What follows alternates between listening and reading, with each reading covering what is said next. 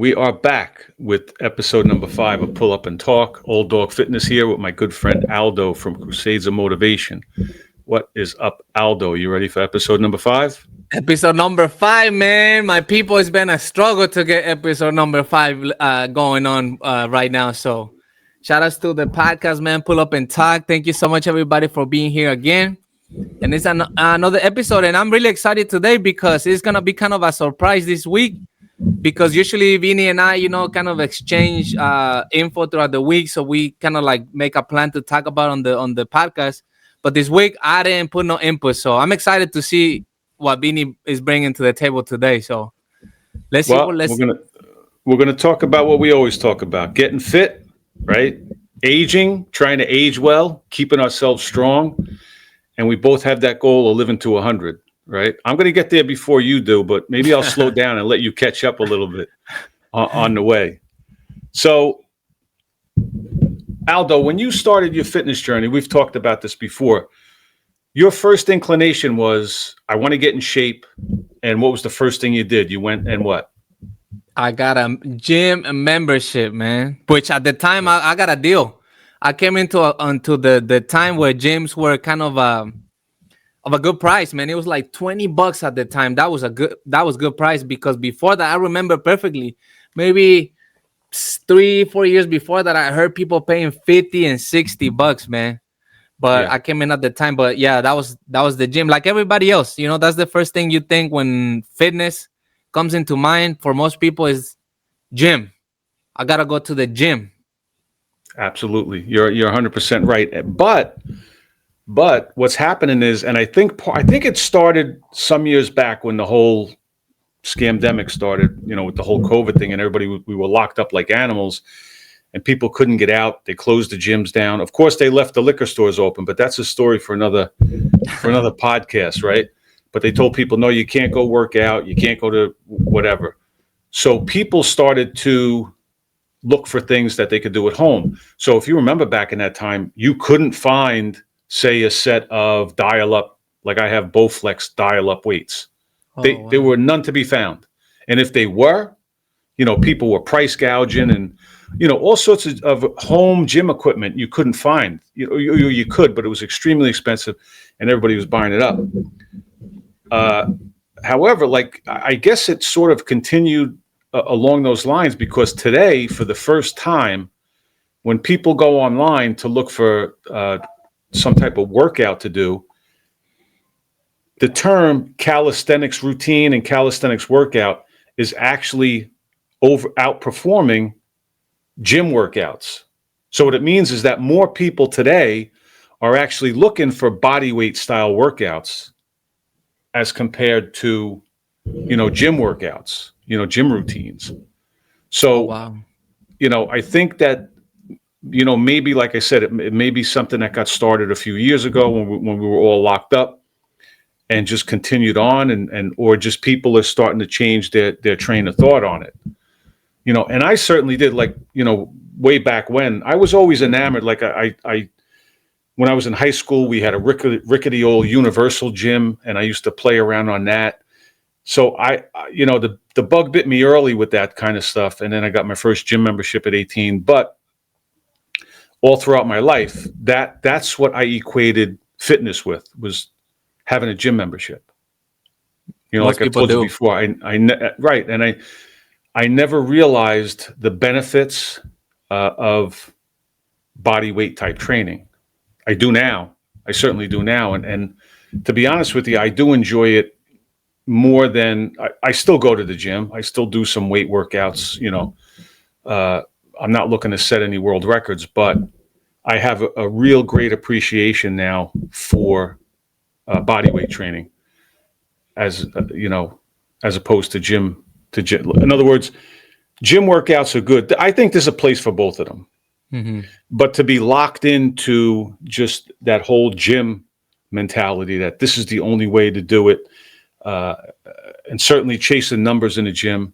Well, I mean, people chase numbers with calisthenics too, right? When you get into high rep training and stuff like that. But when it comes to gym workouts, the whole gym bro mentality is, bro, how much can you deadlift? How much can you bench press? How much can you squat? and especially, and I always say, well, it's the young guys, but it's even guys my age. You know what I mean? They're always chasing some number, and they're looking to impress people with, well, I deadlifted 405, I bench pressed 300, I squat whatever, and they think that that's a sign of true. Well, it's impressive, because obviously for somebody to do that, you have to work up to that. So they put the work in. But is it a true sign of overall health?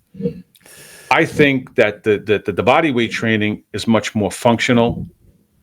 You know what I mean?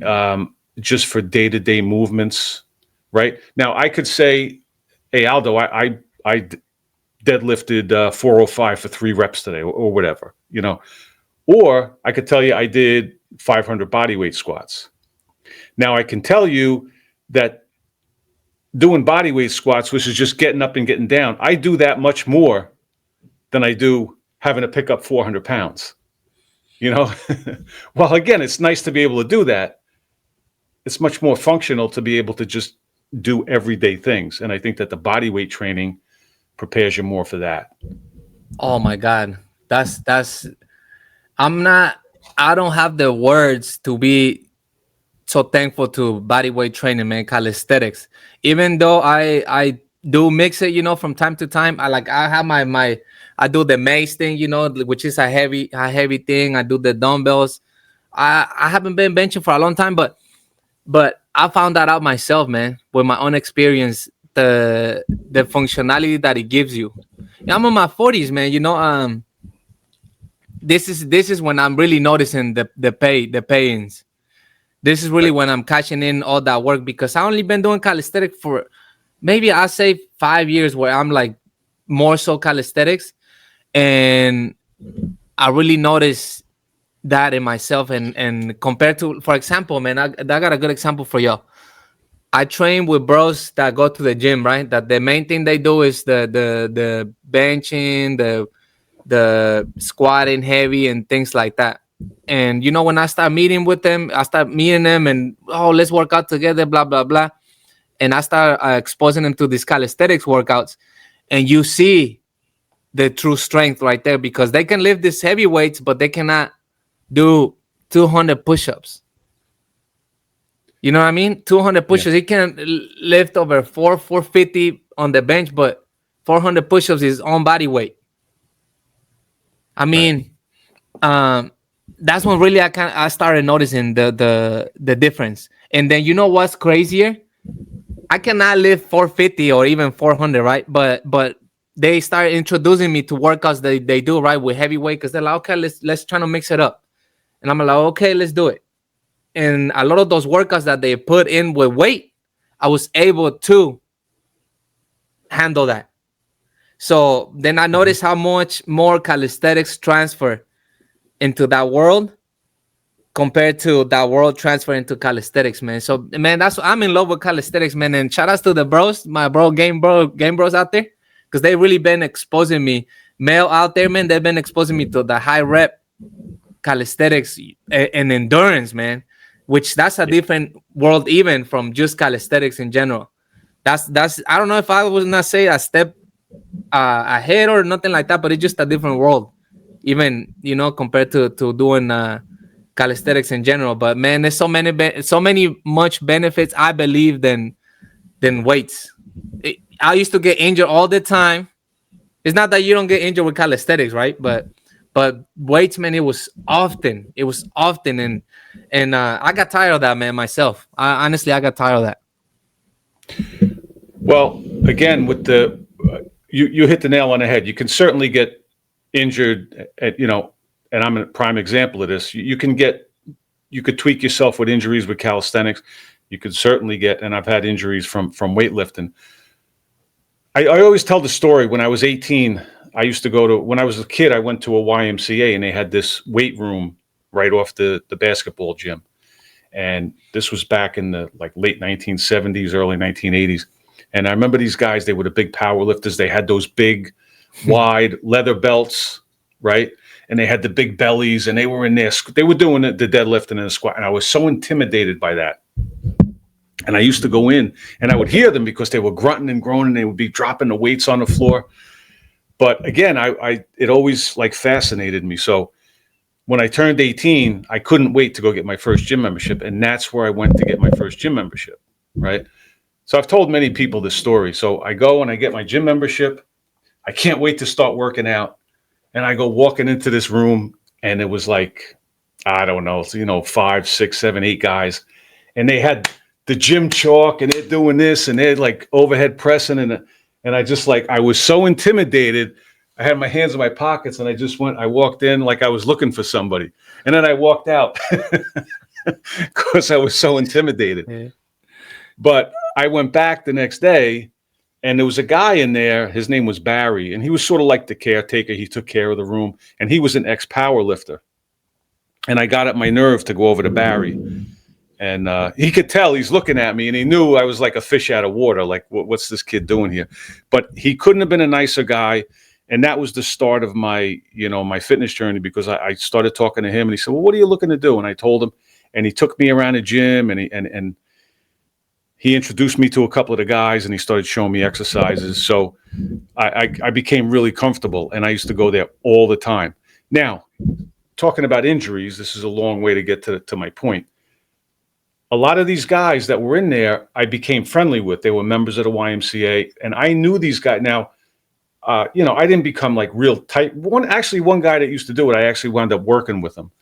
But almost to a man, as these guys got older, knee replacements, back injuries, shoulder injuries. One guy, like I said, I got to know him pretty well. And as he aged, he got into his 40s and 50s. His back was destroyed.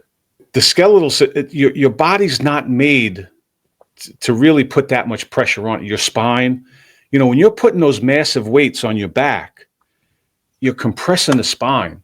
It's not a natural thing.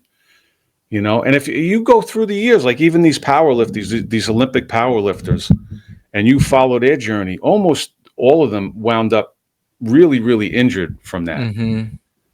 So you can really, you're trying to do much more than the body is capable of. I mean, your body does it, but you're going to pay the price for it.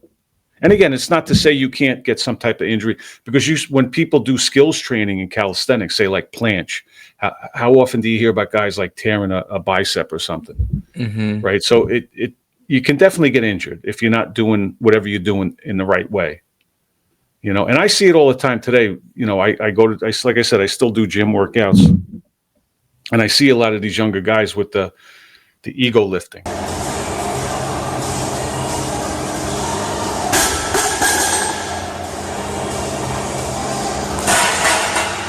Get up, get up, get up, get up, get up, get up. Yeah, there it is. Nice.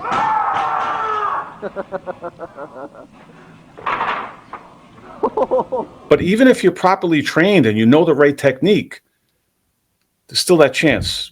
People still get injured with it. I was in weightlifting for a while, and I'm that guy that I like to do my research, and I would listen to a lot of people, and that was very common. Shoulder, wrist. I got my wrist fucked up a few times. Knees, hip. I mean, you hear it often from these people. Again, when you get back to the ego lifting, the guys in the gym, your muscles will grow quicker than the tendons and the ligaments and all that stuff. Right. So as you get stronger, especially guys that are using like steroids or any type of enhanced substances, what that does is it increases muscle protein synthesis. So what it means is that when let's say you're taking something and you go and work out, it lessens the recovery time for you. So you grow quicker. Your muscles are going to grow quicker. Your tendons and ligaments don't get strong at the same pace, right? So your muscle strength is far outpacing the tendons and the ligaments. So you're going to be increasing the weights, and you could do it from a muscular standpoint. But those tendons and ligaments aren't up to par with the muscles. So that's why, you could see a lot of injuries with tendons and ligaments. But again, it transfers into calisthenics. Especially when you get into these static movements where you're putting a lot of, the front levers, back levers, and things like that. Like we mentioned the planche earlier. So you do have to be careful. Warm up, recovery is a big thing, but again, when you get into calisthenics now, the other side of that is we just talked about the high rep, and you guys are big on that. You and Gus from Game Bros and Mel. When you get into the high rep stuff, you risk the things like tendonitis, the golfer's elbow, and from those repetitive use injuries just from doing the same movement over and over and over. And I'm recovering now from mine. I had some type of groin pull, so things can still happen. So it's recovery, and a big part of the recovery is always going to be, and people, it's like banging your head against the wall trying to get people to realize that a huge part of the recovery is your diet. Because when you talk about like protein, if your diet's insufficient in protein is the building block of everything in your body, right? The muscle, the tendons, everything. So if you're not putting the right proteins in your body, if you're eating which most of us do, a lot of ultra processed junk foods, that drives inflammation in your body, which is really detrimental to your recovery. So you have to look at it again, like the whole thing. It's not just one piece. Well, I'm lifting weights, so I'm healthy. Well, if you're not eating right while you're lifting those weights, you might feel like you're getting stronger, but you're not getting healthier. It's the same thing with calisthenics. You can eat like shit, but, I did 1,000 push-ups today. Well, good for you. You built some endurance, you built some strength, but you're rotting out your organs with what you're putting in your body. And the push-ups aren't going to fix it, right? No doubt. Hey, guys, put in the comments, what do you guys think? Calisthenics or weights? What do you guys think? Put in the comments, because I like to know that, man. What do you guys prefer? I prefer the mix, to be honest. I like the mix, because then that makes it even funner. I like the mix. I do the sandbag. Yeah. I do the sandbag, but it's not you're not gonna lift, or at least I don't want to lift 300 pounds. At least I like to get to at least my body weight that's even to make it functional. And you know what? I heard this. I think it was the Rep Master, man, the Rep Master from Chicago. I think he was saying,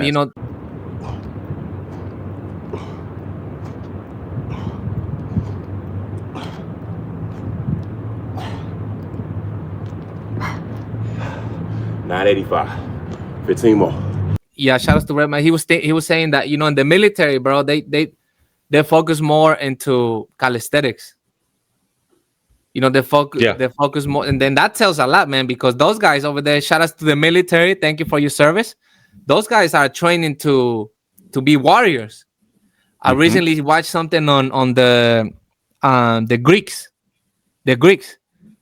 And how same thing. Their training was based on calisthenics. They do like boxing type, fighting and wrestling, because they training to be warriors. So I'd rather have that, man. Honestly, I'd rather to have that than be big and stiff. And I'm not gonna be able to action up on whatever that's gonna happen around my life, because that's basically, I think now I understand more. That's worth more, to be able to have that functionality in your life. Be able to I gotta save my kid. I gotta go run, grab my kid. You know what I'm saying? Right. I believe so, man. Yeah, you have to decide, like, what's more important to you: being able to bench press 400 pounds once or twice, or being able to do 500 push-ups. Move your body weight 500 times. And have the endurance to do it. So I personally, again, it's impressive, and you want to be strong. You certainly, because having a good amount of muscle mass, grip strength, it bodes well for your longevity, because most people that carry that muscle mass into as they age, it usually means that they're doing something right. And it just, most people like that have longevity, for them, barring any unforeseen circumstances. But if you have somebody with a strong grip strength and the muscle mass, again, and you're not going to have that unless you're exercising your body, and you're not going to have good muscle mass if you're not feeding your body the right way and recovering the right way. So you're doing something right. So it's hopefully going to get you a little further, closer to that 100 mark where we want to be. Man, I just want to be strong at an older age, man. I see it with my mom, and she's having a lot of problems, you know. And a lot of problems is because her body is weak. Her body is weak. If you don't exercise the movement of walking, it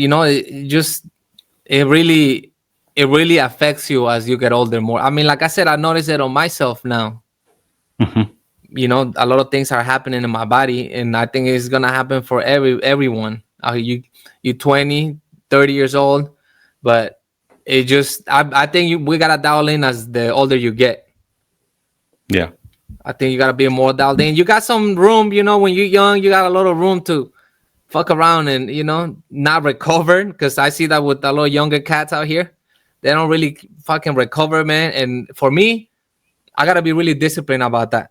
I really gotta be disciplined about that. And it's hard to do because once you into this fitness stuff, it becomes an addiction almost, man. It's like a drug, you know, like you wanna be high on that thing every day.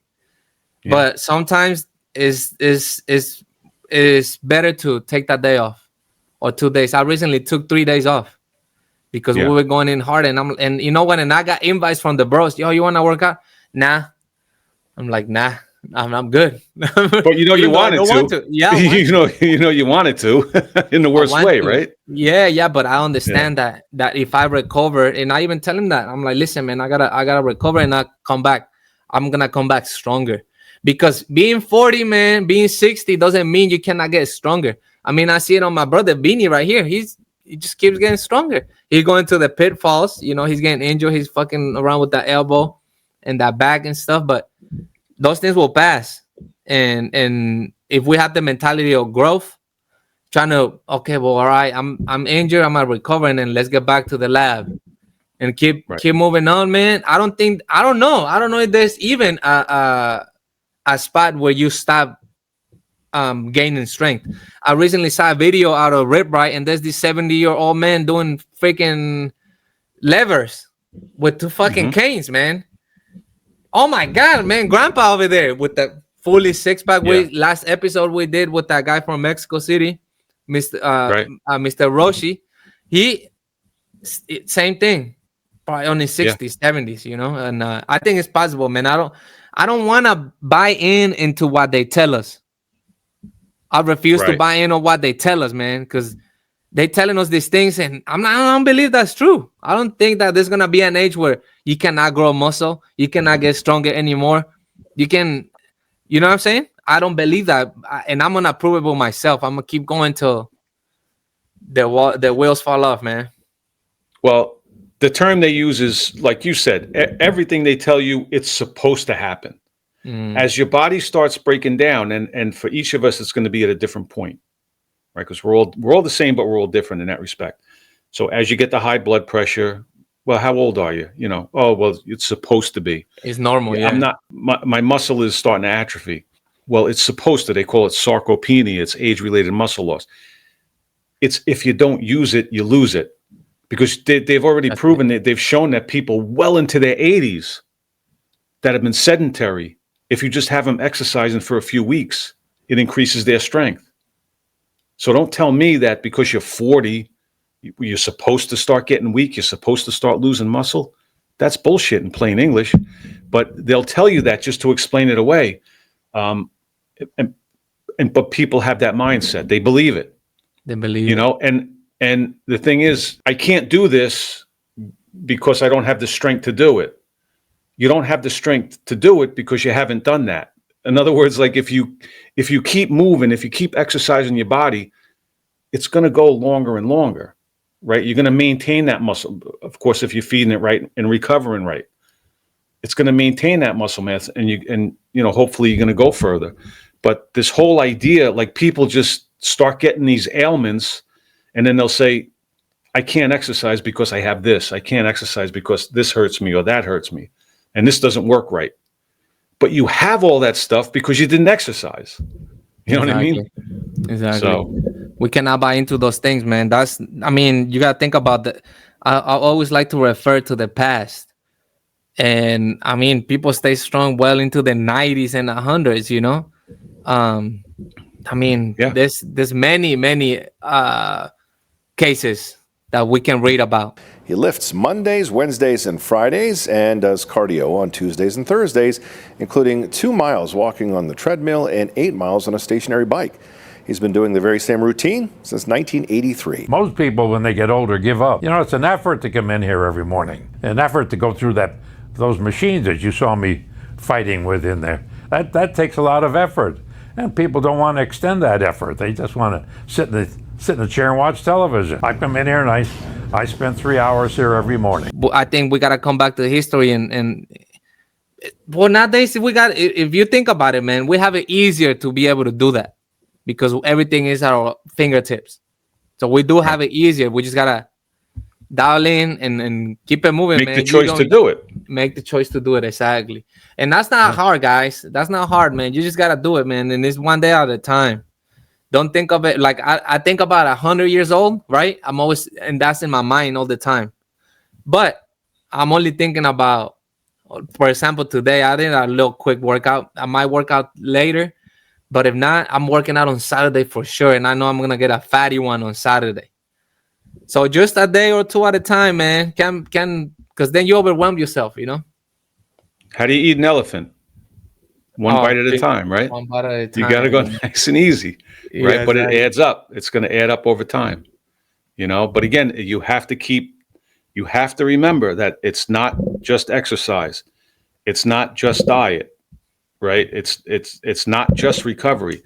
You put all of those pieces together, you know, and you're going to do it. And this whole mindset about, you know, I've said this 1,001 times. I'll now be, you know, 1,002. But you don't maintain your weight. You don't gain and lose weight with exercise. It's always going to be what's going in your body. You maintain your weight, not with injections, with like millions and millions of people are doing. Because again, you know, well, I'm overweight, and then they'll just write it off. Well, it's my genetics. I'm overweight because I can't go to the gym. I'm overweight because I don't have time to exercise.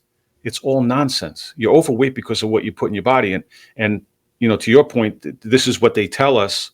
Well, you're older now. You're over 40. You're over 50.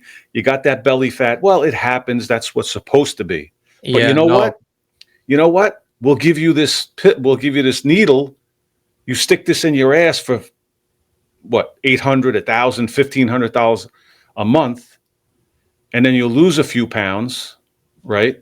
You'll also lose muscle along the way. That stuff is so dangerous, and people just don't get it because again, it's another way of them interfering with nature, right? Because you eat food, you start the digestion process in your mouth. It goes down the esophagus into your stomach, into the intestines, the whole thing. Your body extracts the nutrients. It gets rid of the waste. There's a process. Your body knows what to do. But then these people come along playing God and saying, well, we'll give you this needle. And you know, people that do this, they think, okay, I got the needle. I can eat whatever I want. And I'm going to lose weight. And they still do. Very few people are going to do that and then make the changes, because if they had the discipline and the desire to make the real changes, they wouldn't need the needle. They would just, you know, they would be healthy. But that's why, you know, and then they'll tell you, well, it's not perfectly safe. There's so many horror stories of what happens to people. They get what's called gastroparesis. It's paralysis, because again, you know, the digestion starts in the mouth and your body moves everything down at a certain rate as it digests it. But people say with this, you know, you take this needle and you don't eat as much because you feel full. You feel full because the food stays in your stomach. Because what it does is it slows down the rate at which your body pushes it through. So again, you're toying with nature. You're playing God. So you're leaving all this stuff in your stomach longer. And now these people are getting, what happens is the muscles in the stomach become paralyzed. Shit. So it's like so dangerous, you know, and then the food isn't digested correctly, then just pushed down into your intestine. So it messes up the whole sequence of events. The bottom line is, it's not the answer. Mhm. You know, and if you think it is, it's a dangerous answer. And if you don't think it's dangerous, I hope you don't find out the hard way because a lot of people are. But anyway, what's your favorite exercise? Pull-ups.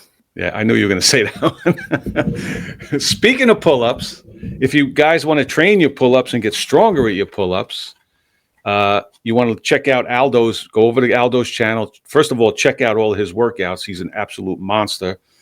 He's got the CRUZUP. It's a device that he's developed that's going to help you. It's portable. You take it wherever you want. When you're doing your pull-ups, you add resistance, progressive resistance to your pull-ups. It's going to help you get much stronger. Crazy. Oh, let's go. Let's go. Progressive. Oh! Definitely enhance the pull-up bar for sure. If you're trying to get your muscle-ups right, you need to get on that CRUZUP, man. That's right. I feel like a muscle-up times 5. Yo, does the CRUZUP work? It's gonna not amplify your muscle up. Multiply. It's gonna do that too, but it's gonna make your muscle up 10 times better than they already are. It's gonna increase your PRs. If you're interested, we're going to have a link down below, and you're going to go to his website. You're going to check it out. Here's the inventor. Very innovative, Aldo. So shout out to you for that. And I think my favorite is pull-ups too, before they destroyed my elbow. But I'm going to get back to him. I'm definitely going to get back to him. But and actually, I'm going to come back. You know, we have to be smart. And what I talk about a lot is the resistance bands. Right. So now your device, the CRUZUP, you use the resistance to make it harder. I'm going to flip it around. I'm going to use these bands to make my pulls easier, so I can segue back into my weighted pull-ups and everything I was doing before. So these are definitely a good tool. Actually, I'll leave a link to a couple of different sets of those. They come in sets of 4 and 6. I like the set of 6 because you have smaller increments where you could work your way with it. But yeah, so we're both, Aldo and I are both going to work on our pull-ups. We're going to be back next week for episode number 6. If we fix our technical difficulties that we went through today, which I'm sure we will. No, thank you so much. Hey, honestly, bands are a great tool, either to add resistance or to help you get the moves right. So guys, bands are a great tool. So yeah, make sure you check them out. Thank you so much for being here on episode 5, man. Please, in the comments, my people, in the comments, put whatever you want us to talk about. You want us to talk about an athlete. You want us to talk about a subject that you interested, or whatever you want, man. Just put in the comments. Thank you so much. This was episode 5. Pull up and talk, man.